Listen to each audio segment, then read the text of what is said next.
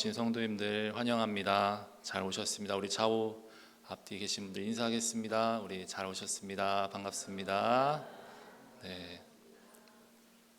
이제 날씨가 내일까지 좀 춥고 풀린다고 하는데요. 다시 이제 따뜻한 이제 봄이 왔으면 좋겠습니다.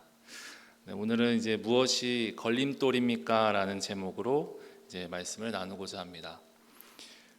우리 성도님 여러분, 우리 삶에 어떤 걸림돌과 같은 혹시 문제들이 있으십니까? 저희가 한번 우리의 삶을 돌아보면 문제 없는 삶은 없습니다. 가장 가깝게 저희가 예배에 나오는 것부터 많은 이제 걸림돌이 있을 수가 있죠. 추우면 나오기 힘들 수도 있고요. 또 일을 하게 될 수도 있고요. 또 건강에 문제가 있을 수도 있고요. 또 피곤해서 나오지 못할 수도 있습니다. 또 이민생활 하다 보면 참 걸림돌이 많습니다. 신분이 불안정할 때는 신분이 참 걸림돌이 되기도 하고요. 또 영주권이 나오고 이후에 살아갈 때는 또 어떻게 살아가야 하는지 그런 것들이 우리의 삶에 이제 또 걸림돌이 되기도 합니다. 또 사랑하는 데 있어서 요즘에 한국에 많이 결혼도 못하고 가정도 잘 못 이룬다고 하는데요. 사랑하는 데 있어서도 많은 걸림돌들이 있죠. 돈이 없어서 혹은 직장 문제 아니면은 연애할 때 너무 장거리라서 연애하기 힘들어서 또 시간이 없어서 여러 가지 또 문제가 있을 수도 있습니다. 또 가족들을 만나러 가는데도 똑같이 적용이 되죠. 그래서 우리가 한국으로 가시기도 하고 또 한국에서 오시기도 하는데요. 좋게 하루길이 걸리기도 하고요. 그렇게 가족들을 만나는 데에도 많은 이제 돈이 걸림돌이 될 수도 있고 시간이 걸림돌이 될 수도 있습니다. 하지만 어떻게 해서든지 이제 사랑과 여러 가지 그런 보고 싶은 마음에 또 극복하기도 하죠. 오늘 예배를 통해서 우리 삶 안에 있는 이러한 걸림돌과 같은 것들이 우리 찬양의 고백과 같이 새로워지고 주님 안에서 온전케 되는 그 시간이 되기를 소망합니다. 우리 지난 시간에 하나님께 불의가 있냐라는 질문으로 우리 말씀을 나눴었는데요. 바울이 그럴 수 없다. 오히려 우리를 하나님께서 긍휼히 여기사 구원을 베풀어 주셨다. 이렇게 나누었습니다. 하나님께서 이스라엘 향한 이 신실하신 사랑 앞에서 그 어떤 것도 이제 걸림돌이 될 수가 없었습니다.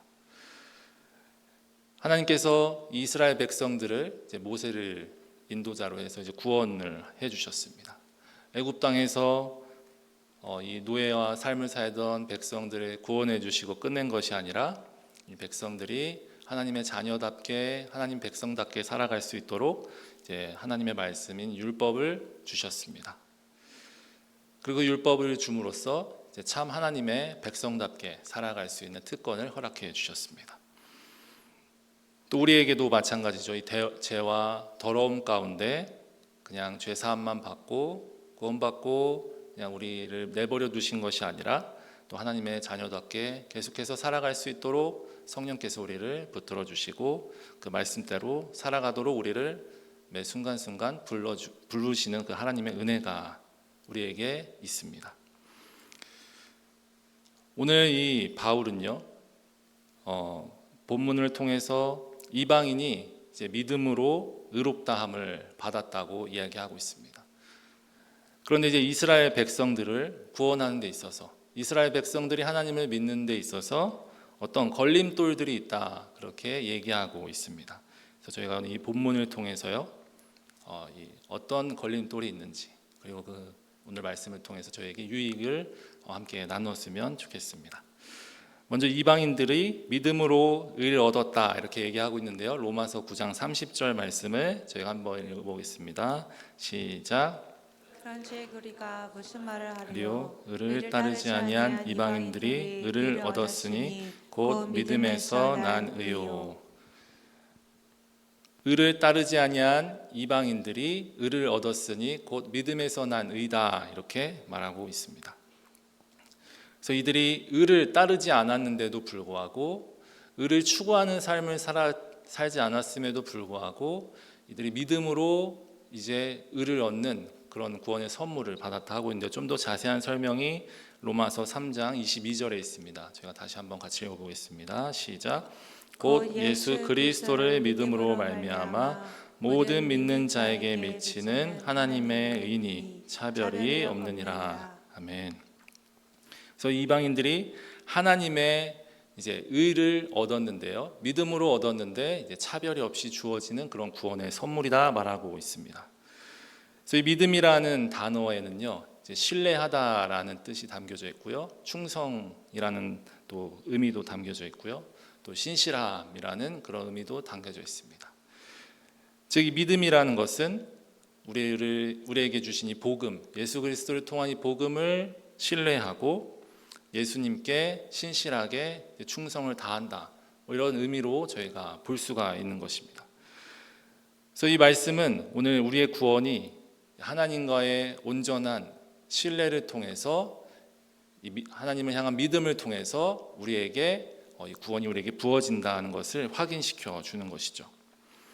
그래서 우리의 삶에 있어서, 우리의 신앙생활에 있어서 가장 첫 번째로 중요한 것은 하나님을 향한 믿음, 하나님께서 우리에게 허락하신 이 복음을 신뢰하는 것이 있어야 한다는 것입니다.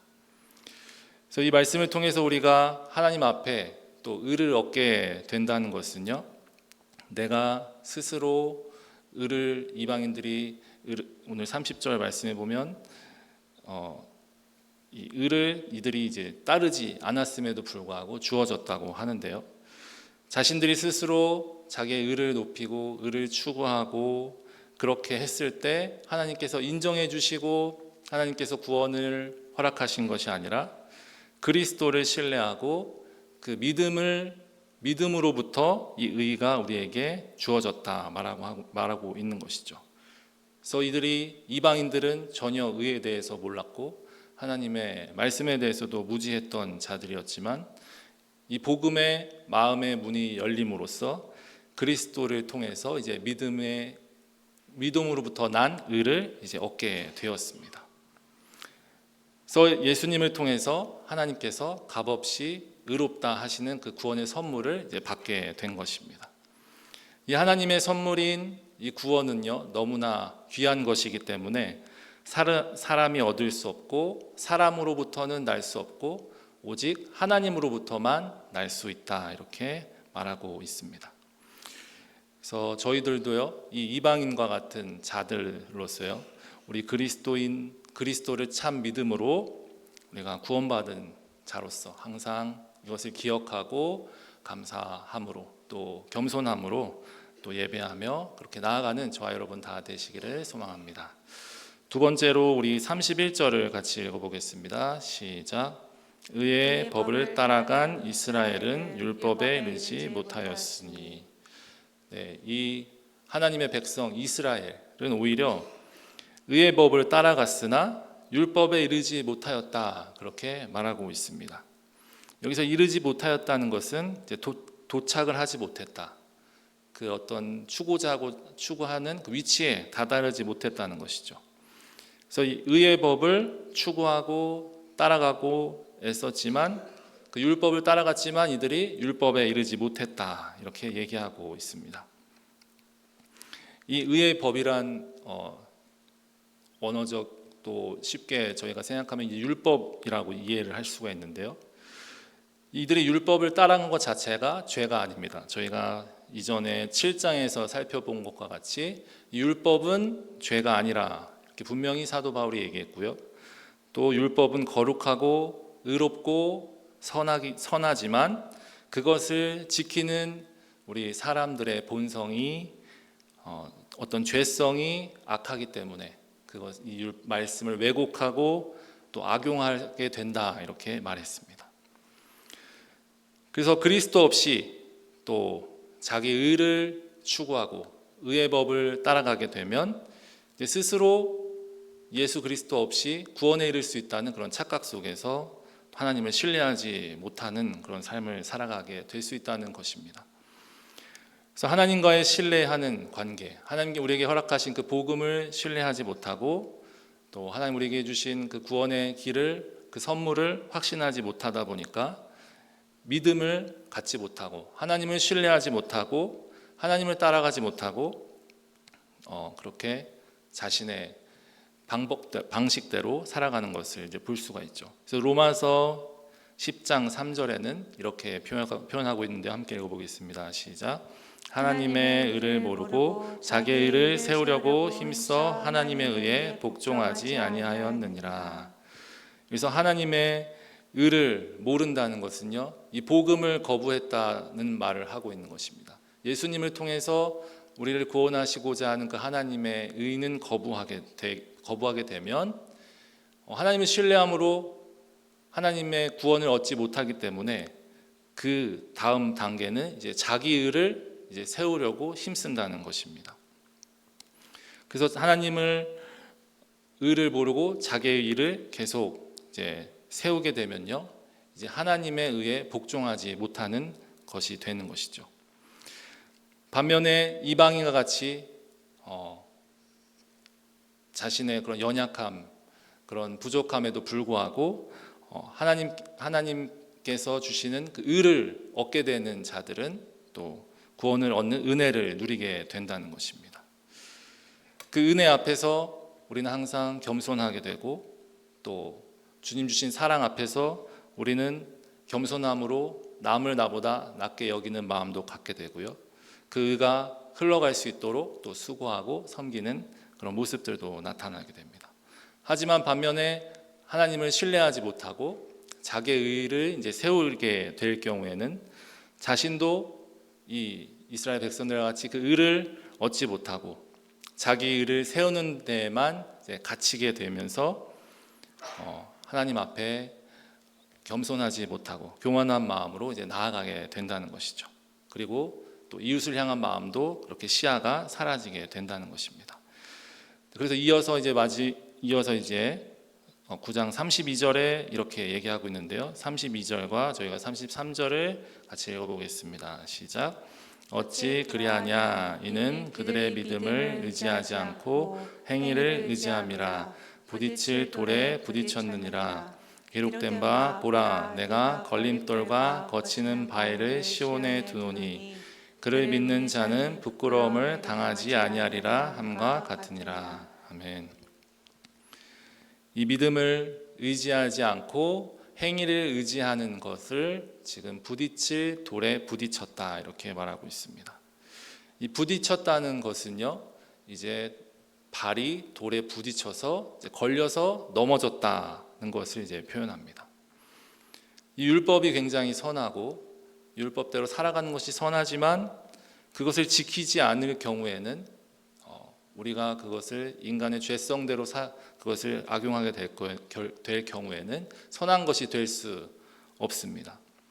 그래서 이스라엘은 이 선한 것을 가지고도 자신들의 행위를 의지함으로써 이 걸림돌, 이 부딪힐 돌에 부딪혀서 넘어지는 그런 모습이 되었다 이야기하고 있습니다.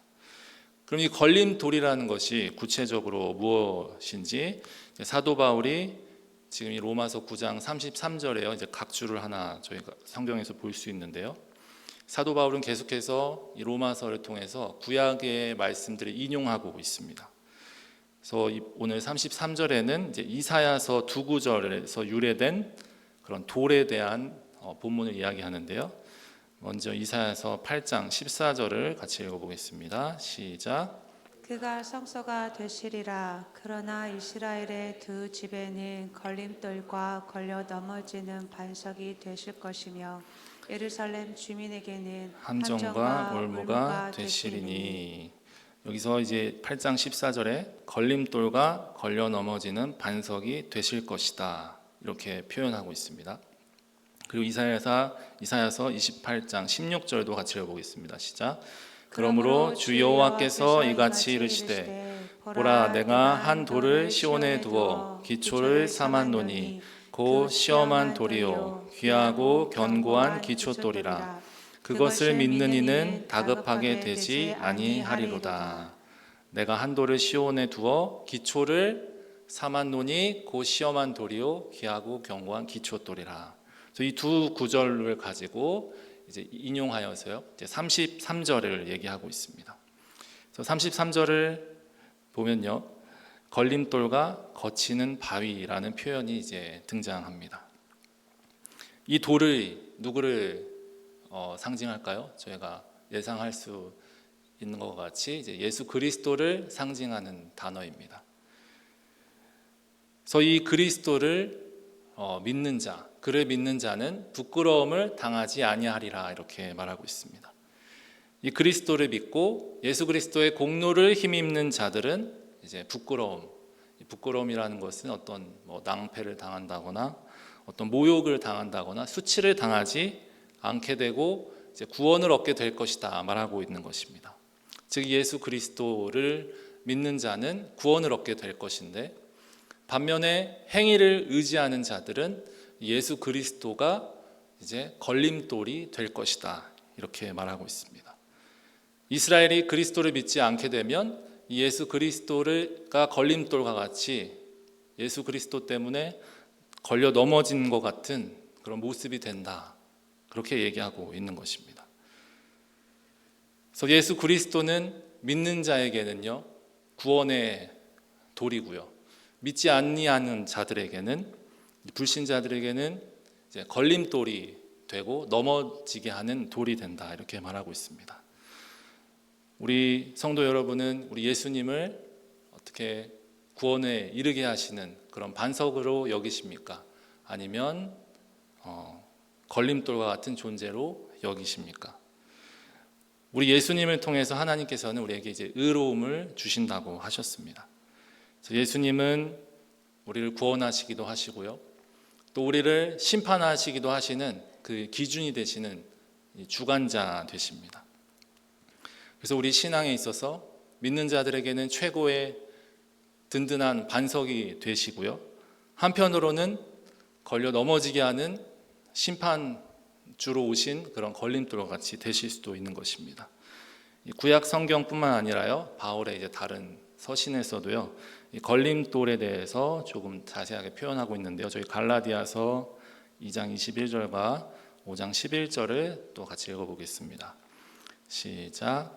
내가 하나님의 은혜를 패하지 아니하노니 만일 의롭게 되는 것이 율법으로 말미암으면 그리스도께서 헛되이 죽으셨느니라. 11절도 읽겠습니다. 시작. 형제들아, 내가 지금까지 할례를 전한다면 어찌하여 지금까지 박해를 받으리요? 그리하였으면 십자가의 걸림돌이 제거되었으리니. 지금 사도 바울은 십자가의 걸림돌이라 이렇게 표현하고 있습니다. 그리고 21절에 보면 스스로 구원하는 것이 가능했다면, 의롭게 되는 것이 율법으로 말미암았다면, 우리가 스스로 하나님께 나아갈 수 있게 되면 이 예수님께서 죽으신 것이 헛된 죽음이다 이렇게 얘기하고 있습니다. 그렇게 헛된 죽음이 되고 십자가가 우리의 삶에서 걸림돌과 같이 된다면 이 하나님의 은혜는 우리의 삶에서 패해진 것이 된다, 그렇게 얘기하고 있습니다. 주님께서 우리의 죄를 사하사 그 십자가의 은혜가 우리에게 반석이 됨으로써 우리의 영혼이 그 주님의 십자가의 은혜를 반석 삼아서 세워져 가야 합니다. 우리가 바람이 불고 어떤 풍파가 치고 엄청나게 추위가 이렇게 몰려오고요, 눈보라가 쳤을 때 기초가 없는 집은 이제 무너지는 것이죠. 계속 무너질 수밖에 없습니다. 문제가 생길 때마다 기초가 튼튼하지 못하면 계속 무너집니다. 기초돌이 없는 집은요, 열심히 그 위를 지어놔도 문제가 발생하면 다시 무너집니다. 기초가 없기 때문에 아무리 높이 쌓아도 결국에 다시 무너지는 것이죠. 그래서 우리가 이 말씀을 빗대었을 때 십자가의 은혜 위에 우리가 이 십자가의 걸림돌, 예수 그리스도가 우리에게 걸림돌이 되게 되면요, 우리는 계속 무너지고요, 이 십자가가 우리에게 반석과 같이 되면요, 우리는 참된 기초 위에 이제 서 있게 되는 것이죠. 우리는 이 걸림돌에 계속 걸려서 넘어지면서 살 것인지, 아니면 이 굳건한 반석 위에서 살 것인지를 우리가 한번 생각해 봐야 하는 것입니다. 이 반석은요, 산이나 어떤 그런 곳에 있는 반석은 항상 변하지 않고 그 자리를 지킵니다. 어떤 풍파에도 흔들리거나 무너지거나 하지 않는 것이 이제 굳건한 이제 반석인 것이죠. 그래서 예수 그리스도의 십자가의 복음은 그렇기 때문에 믿는 자들에게 변치 않는 기쁨을 주는 것이고 또 생명을 주는 것입니다. 반면에 은혜로 주님의 공로로 은혜 받은 것은 다 잊어버린 채 나의 의로 계속 그 하나님을 신뢰하지 못한 채 내 힘으로 살아가고자 할 때는 이제 주님은 나에게 걸림돌과 같은 그런 생각만 주는 것입니다. 우리의 행위와 힘으로 하나님 앞에 살아가면요, 그리스도의 십자가 은혜는 이제 필요가 없어집니다. 세상의 지혜와 또 세상의 지식으로 만족하면서 사는 인생에게는 이 십자가는 이제 걸림돌이 되는 것입니다. 또 십자가의 복음을 거절하는 자에게 이 십자가의 은혜는 더 이상 이제 복음이 되지 않고요, 걸림돌이 되므로 이제 부끄러움을 당하게 되는 그런 심판의 또 근거가 될 수도 있습니다. 우리 주님께서는 우리를 너무나 사랑하셔서요, 이 저주받은 이 십자가 앞에서 주님께서는 이 저주받은 십자가가 주님께 이제 걸림돌과 같은 것이 될 수가 없었습니다. 그 십자가의 고통, 그 십자가를 지셔야 했을 때 그 저주받은 십자가조차도 주님께는 이제 걸림돌이 될 수 없었습니다. 그래서 우리를 너무나 사랑하사 그 십자가를 생명을 걸고 지시고 그 저주의 십자가를 생명으로 이제 소망의 십자가로 이제 바꿔 주셨습니다. 우리 성도 여러분에게 우리 예수님의 십자가는 견고한 기초돌이 되어 계십니까? 아니면 걸려 넘어지게 하는 버린 돌이 되어 계십니까? 주님을 향한, 또 주님 앞에 나아갈 때요, 주님을 향한 우리의 걸림돌들은 무엇이 있을까요? 주님께서는 이 저주의 십자가조차 걸림돌처럼 여기지 않고 져주셨는데, 우리가 지고 있는 우리의 삶에 있는 이런 십자가와 같은 것들은 우리를 계속해서 걸려 넘어지게 하는 걸림돌인가요? 아니면 주님 앞에 나아갈 때 그 또한 우리를 든든하게 세워주는 그런 복된 기초돌이 되어 계십니까? 우리 이 시간 이 말씀을 생각하면서요, 함께 찬양하고 그리고 기도했으면 좋겠습니다.